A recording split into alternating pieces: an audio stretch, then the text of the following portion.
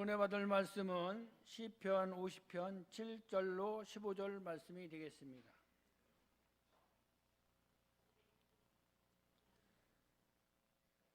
다 같이 봉독하겠습니다.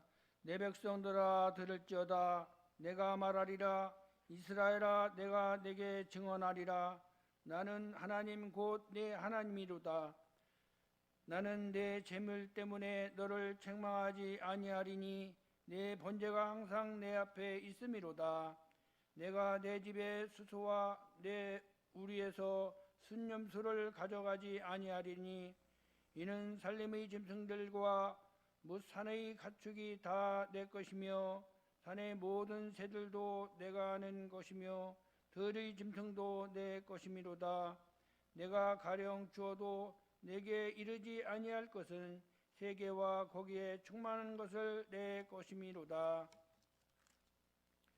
내가 스스의 고기를 먹으며 염소의 피를 마시겠느냐. 감사로 하나님께 제사를 드리며 지존하신 이에게 내 서원을 갚으며 환난 날에 나를 부르라. 내가 너를 건지리니 내가 나를 영화롭게 하리로다. 아멘. 지난주에 말씀을 나누면서 유대인들이 자녀를 출산하면 제일 먼저 그 자녀에게 들려주는 이야기가 모데하니라고 했습니다. 즉 모데하니, 조건 없이 감사하라. 다른 말로 바꾸면 범사에 감사하라라고 하는 말로 바꿀 수가 있죠. 왜? 우리는 감사와 기쁨과 이런 것들에 조건을 자꾸만 따지잖아요. 좋은 상황이면 감사, 기쁜 일이 생기면 감사. 거꾸로 얘기하면 좋은 일이 아니면 감사가 안 나오고, 어려운 일이 봉착하면 감사가 안 나오고, 이렇게 우리는 어떤 조건들에 따져서 감정이 변하고 생각이 변하고 말이 변해요. 행동도 당연히 변하죠. 그럼에도 불구하고 이걸 극복할 수 있는 것은 조건 없이 무조건 감사할 이유가 없음에도 불구하고 감사할 수 있는, 그러니까 모든 일을 감사로 받을 수 있는 그러한 영적인 건강하고 강한 감사의 영성을 가진 사람이 되기를 간절히 바라는 마음으로 출생한 자녀에게 모데하니를 가리켰습니다. 성경에 등장하는 믿음의 사람들을 보면 환경이 좋고 문제가 없는 상황에서 성공적으로 삶을 살지는 않았어야죠. 오히려 그 반대로 수많은 문제에 부딪히면서 오히려 하나님을 바라보며 감사하는 신앙으로 문제를 뚫고 간 사람들입니다. 좋은 일이 생겨서 감사하고 기쁜 일이 생겨서 찬송하는 요 정도의 역량으로 산 것이 아니라 그걸 넘어서는 거죠. 일례로 우리가 다니엘을 생각해 보겠습니다. 다니엘은 남유다 왕국의 귀족이었어요. 나라가 망했습니다. 그리고 정복 국가로 포로로 끌려갔어요. 그나마 그래도 은혜 가운데 궁중에서 교육을 받았습니다. 왕실 교육을 받은 거죠. 그 왕실 교육을 받았다라고 하는 것은 제국의 바벨론의 정책이 정복한 식민지 국가들과 그 민족들을 포용해서 다스리기 위해서 그 정복된 민족 중에서 그나마 인재들을 뽑아서 활용하고자 했던 제국의 정책이었어요. 그 교육을 받고 이제 관료가 됩니다.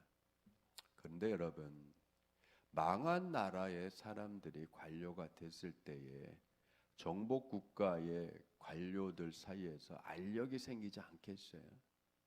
그죠? 저 나라 없는 것들, 저 나라 뺏긴 것들, 그나마 귀족이고 왕족의 자손이라서 덕을 보는구나. 자, 이러한 좀 배면에 깔려 있는 무시와 이런 것들이 있죠. 그러면 이런 것들을 받는 입장에서 어떻게 해요? 일거수일투족 더 잘할 수밖에 없는 거예요. 그죠? 꼬투리가 잡히면 바로 끌어내리잖아요. 짓밟히게 되죠. 이렇게 엄혹한 현실 속에서 다니엘의 모습을 생각해 보세요. 환경이 우호적이지 않잖아요. 여건이 나쁘잖아요. 그럼에도 불구하고 어떻게 돼요? 자, 현실에 타협해서 아부하고 그런 걸 하는 것이 아니라, 비굴하게 사는 것이 아니라 오히려 당당하게 하나님만 바라보고 나가잖아요. 하루에 3번 기도합니다. 여러분, 하루에 3번 기도한다는 게 어렵죠. 공무도 수행해야 되고 눈치도 봐야 되고, 자, 그런 상황 속에서 하루에 3번 꼬박꼬박 하나님께 기도하며 감사를 드린다. 나라를 잃어버렸는데 감사가 어디서 나와요? 그럼에도 불구하고 다니엘은 하루에 3번 기도하며 하나님께 감사를 드리는데 그 모습이 얼마나 꼴보기 싫었는지. 경쟁 관계에 있었던 관료들이 희한한 법을 만들게 하잖아요. 왕을 꼬드겨서 어떻게 합니까? 왕에게만 기도하고 예배하게 하세요. 법령을 만듭시다. 왕이 거기에 덩달아서 법령을 만들었잖아요. 세상 어떤 신도 아니고 오직 왕에게만 기도한다. 이걸 범한 자는 사자굴에 쳐넣어서 처형한다. 여러분, 왕의 조서가 명령이, 행정명령이 떨어졌음에도 불구하고 여러분, 다니엘은 어떻게 했어요? 상황이 더 나빠졌잖아요. 더 어려워졌잖아요. 상황이 더 나빠지고 어려워지고 목숨을 위협하는 칼날들이 더 그냥 첨예하게 자기를 공격해 오는 상황 속에서도 어떻게 합니까? 오히려 하루에 3번 기도하는 걸 변치 않고 오직 하나님에게만 감사했다. 놀랍잖아요. 상황이 더 나빠졌는데 기도하고, 상황이 더 나빠졌는데 하나님께만 감사한다. 여러분, 제정신이 아니고 이렇게 되겠어요? 다니엘에게서 어떤 힘이 있었기에 이렇게 됐을까요?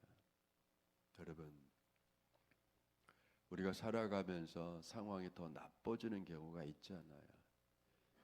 엎친 데 덮쳤다고, 설상가상, 눈도 왔는데 거기에 서리까지 내렸어요.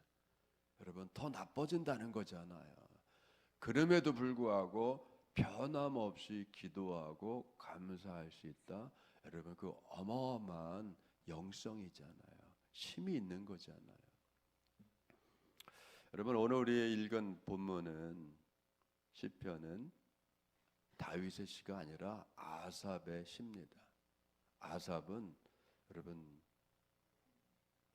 다윗이 만들었던 24 찬양대의 리더였어요. 굉장히 많은 찬양 작곡을 했고 시를 썼던 사람이고, 그 아삽의 오늘 시 중에서, 그 신앙의 노래 중에서 여러분, 예배의 본질이 무엇인지를 우리가 깨달을 수 있어요. 예배의 본질이 뭐죠? 여러분, 예배는 형식이에요. 예배는 그릇과 같은 거예요. 그러면 그릇이 있으면 그릇에 뭐가 담겨야 되죠? 내용물이 담겨야 되잖아요. 여러분, 예배가 그릇이라면 내용물은 뭐가 될까요? 감사예요. 우리가 주님께 예배 드리러 왔습니다. 그러면 뭘 드린다는 거죠? 예배의 내용물인 하나님을 향해서 준비된 마음을 드리는 거잖아요. 그 준비된 내용물, 준비된 자세가 뭐죠? 감사. 감사가 빠진 거는 그냥 형식에 지나지 않아요. 그렇죠? 여러분, 오늘 아삽의 시에서, 아삽의 노래 중에서 여러분, 하나님의 자세를 보세요. 내가 배고파서 너희들한테 숫소를, 고기를 달라고 했냐? 내가 목이 말라서 희생물에 피를 달라고 했냐? 여러분, 내가 뭐가 부족해서 너희들한테 요구하냐? 내가 부족해서 물질을 달라고 했냐? 그런 얘기 없잖아요. 왜? 천한 만물이 다 내 거다. 천한 만물이 다 하나님의 것인 분한테 여러분 뭐가 부족하겠어요? 하나님이 뭐가 부족해서 우리에게 여러분 예물을 달라고 하고 희생 제물을 달라고 하고 소를 잡으라고 하고 양을 잡으라고 하고 염소를 잡으라고 하고 그걸 그 물질을 달라고 하겠어요? 아니잖아요, 여러분. 주님께서 우리에게 요구하는 것은 마음이잖아요. 주님을 향한 마음, 감사의 마음, 주님의 행한 모든 것들에 대해서 그거를 뭐요? 감사할 수 있는 그 마음을 요구하시잖아요. 근데 우리는 살아가면서 힘이 상황이 어렵고 하면 감사가 갑자기 사라져요. 불평이 일어나고 원망이 일어나고 슬퍼지고 하잖아요. 그죠? 여러분, 아삽은 예배의 본질을 잘 아는 사람이에요. 예배의 본질은 말씀드린 것처럼 감사입니다. 궁극적으로 하나님을 영화롭게 하는 거예요. 예배, 여기서는 제사죠. 제사는 하나님께서 올려드리는 우리의 감사의 향입니다. 감사는 성도들의 내면의 준비 상태를 알 수 있는 거예요. 우리가 어떤 마음으로 살아가냐. 여러분, 힘들고 어려운 가운데 누군가가 나에게 도움을 요청해 왔어요. 나도 힘들지만 그의 도움의 소리를 듣고 내가 뭔가 해줄 수 있는 것이 있다라고 할 때 여러분 그게 얼마나 감사한 일이에요. 여러분 생각해 보세요. 자녀들이 여러분들에게 요구하는 게 있습니다. 그럴 때 여러분 그 요구를 들음에도 불구하고 내가 해줄 수 있는 게 없다라고 했을 때에 여러분 얼마나 안타까워요. 그러나 여러분 뭔가를 해달라고 요구하는 자녀를 향해서 내가 뭔가를 줄 수 있다고 할 때 그게 금전적인 거가 됐던 뭐가 되었던 내가 줄 수 있을 때 여러분 그게 얼마나 감사한 일이에요. 그와 같은 거예요. 어렵고 힘든 가운데 내가 그것을 해낼 수 있을 때에 감당할 수 있을 때에 기다릴 수 있을 때에 참을 수 있을 때에 인내할 수 있을 때에 여러분 그 감사가 되는 거예요. 아름다운 향은 감사의 마음에서 피어나는 거잖아요.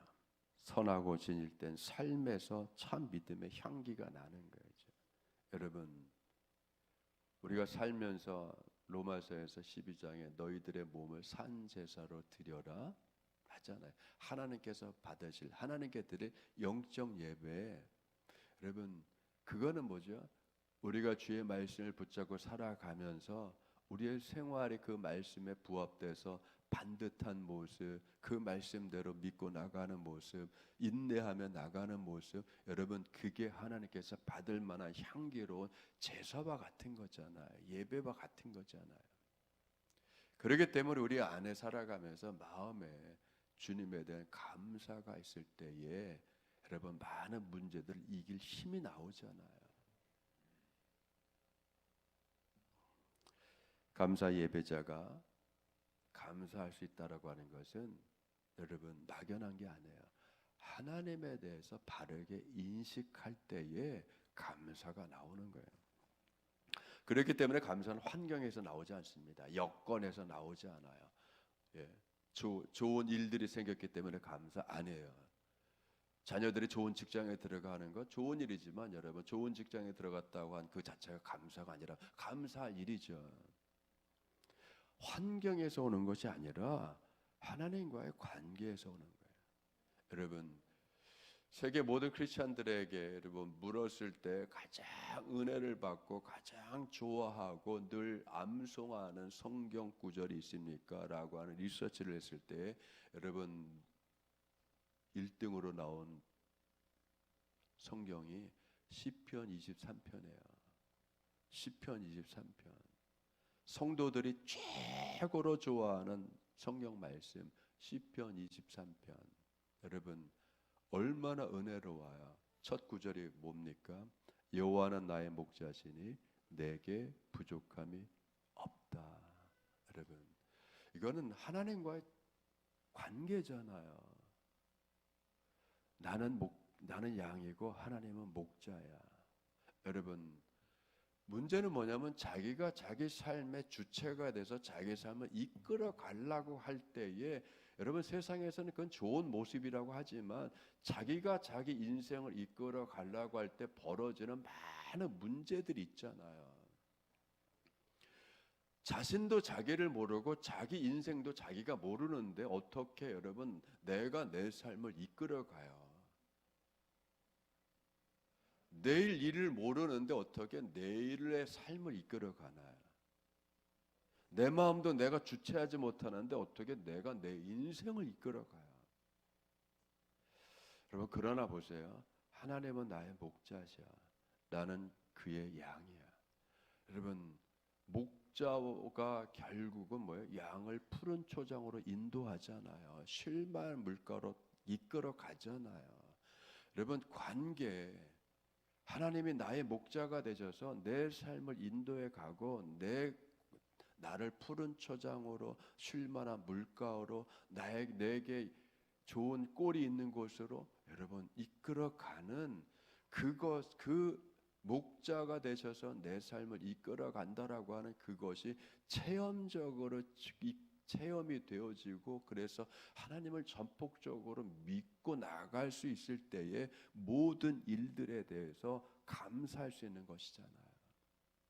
그렇기 때문에 여러분 우리가 인생을 살아가면서 불안과 공포와 공황장애, 우울증 이런 것들을 벗어나려면 첫 번째는 여러분 몸들이 건강해야 되겠지만 더 깊은 영적인 차원에서 하나님과의 나의 관계가 온전하게 설정돼 있어야 된단 말이에요, 여러분.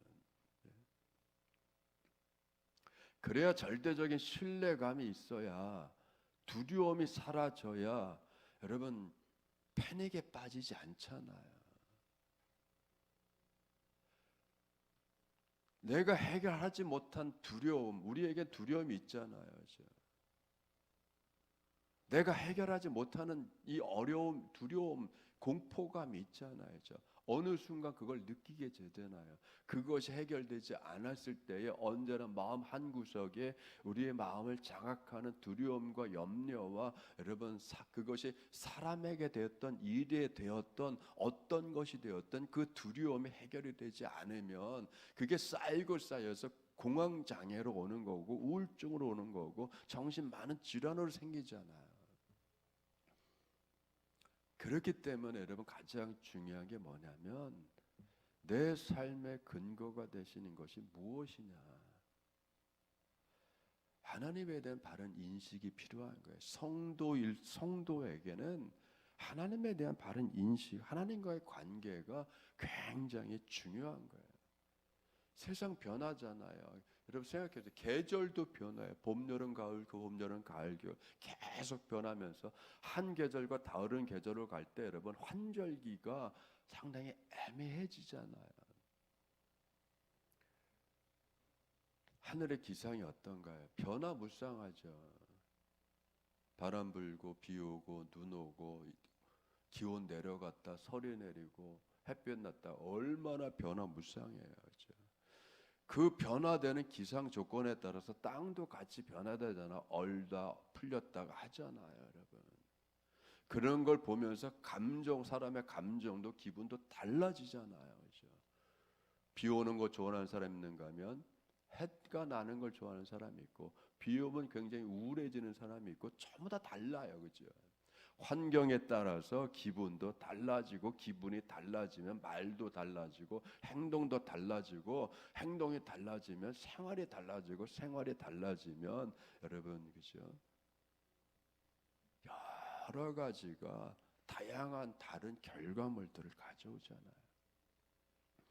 그럼에도 불구하고 변치 않은 하나님의 초점이 맞춰져 있으면 여러분 변화되는 상황 속에서 마음이 든든해지고 기분이 우울한 것들이 아니라 기쁨과 감사로 가득 차잖아요. 이스라엘에게는 여러분 두 가지 광야 체험이 있습니다. 첫 번째는 출애굽한 이스라엘의 광야 체험이 있어요. 또 하나의 광야 체험은 다윗의 광야 체험이 있습니다. 그런데 환경은 같은 거예요. 같은 사막, 같은 광야라는 환경인데 이스라엘 백성들 출애굽한 하나님의 어마어마한 구원의 역사를 체험한 이스라엘 백성들의 광야에서의 생활의 모습은 어떻게 되죠? 불만과 불평과 맨날 거역하며 과거를 회상하며 그때로 돌아가야 돼.